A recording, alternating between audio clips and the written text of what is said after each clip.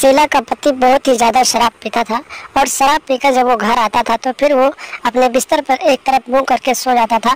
और इसी तरीके से शीला की जवानी, कदराई हुई जवानी उफान मारने लगी थी और फिर पूरी पूरी रात शीला अपने पति के साथ प्यार करने के लिए तड़पती रहती थी। इसी तरीके से दिन बीतते जा रहे थे और शीला की जवानी की आग नहीं बुझ रही थी, तो फिर उसने अपने पति को छोड़ने का मन बनाया।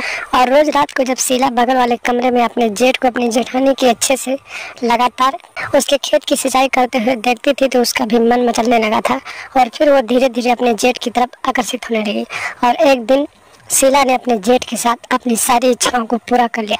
नमस्कार दोस्तों, स्वागत है आप सभी का हमारे ASN क्राइम अफेयर चैनल में। दोस्तों, ASN क्राइम अफेयर चैनल को आप सभी लोग सब्सक्राइब कीजिए, वीडियो को लाइक कीजिए और वीडियो को ढेर सारा शेयर भी कीजिए। दोस्तों, चढ़ती जवानी और हवस की ये कहानी बेहद ही रोचक कहानी है। जब शीला की शादी हुई और शीला शादी करने के बाद अपने ससुराल गई तो फिर उसका पति जो था मोहित उसके साथ प्यार नहीं कर पाता था, यानी कि उसकी चढ़ती हुई जवानी की गदराई जवानी का रस नहीं पी पाता था। तो फिर शीला परेशान रहने लगी और मोहित जो उसका पति था लगातार शराब पीता था और शराब पीने के बाद जब वो घर आता था तो फिर एक तरफ मुंह करके सो जाता था और बिस्तर पे पूरी रात सोता रहता था। इसी तरीके से शीला की जवानी, गदराई हुई जवानी उफान मारने लगी और फिर उसका जब खेत था पानी को तरसने लगा तो फिर शीला परेशान होने लगी।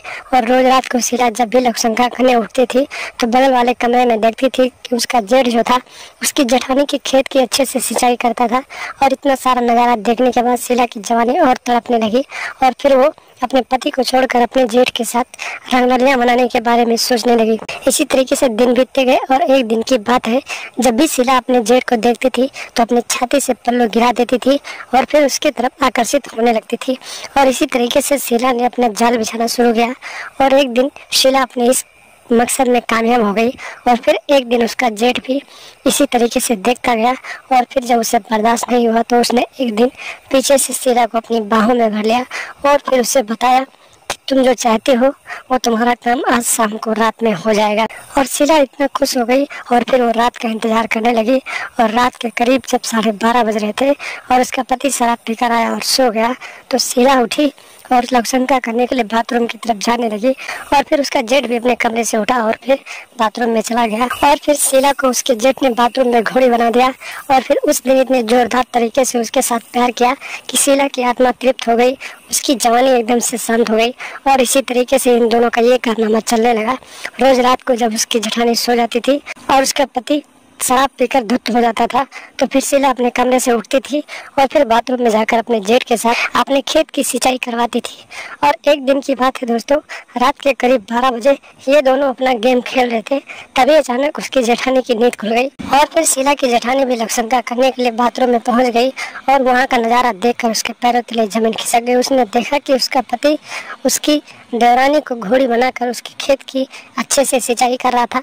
इतना नज़ारा देखने के बाद वो शोर मचाने लगी और शोर मचाता हुआ देखकर शीला ने अपनी जेठानी को पकड़ा और फिर अपने जेठ के साथ मिलकर उसका गला दबाकर उसे मौत के घाट उतार दिया।